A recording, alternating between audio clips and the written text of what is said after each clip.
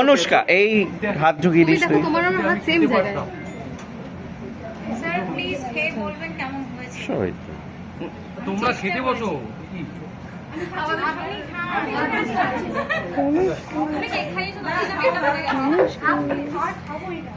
Cake কেমন ভালো লেগেছে আর না কেকটা দিয়ে খাওয়ালে এরপরে আর ইচ্ছেই হচ্ছে না। এই বোনা খুব তাড়াতাড়ি স্যালাইন নেবে। শোনো না আমি ওরকম তুমি যেমন ছুটে গেছিলে ওরকম আমার কাছে না আসলে আমিও কিন্তু স্যালাইনটাও নেব। কার কাছে ছিল? স্যালাইন নেওয়া অবস্থায় উঠেই যে শুনলে বিপদ হয়েছে ছুটে চলে গেল। সবাই ওটার মধ্যেই রয়েছে এখন হয়ে গেছে এখন কেমন হয়েছে?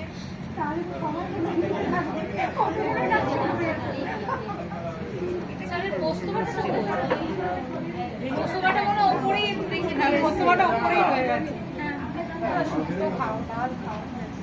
স্যার আমি আপনার এতগুলো পোস্তবাটা তো খাবো। পোস্তবাটা বাড়িতে খাবো। হ্যাঁ ওটা বাড়িতে ভাত আছে, সবই আছে। একটু ট্রাই করো অন্তত একটু ভেঙে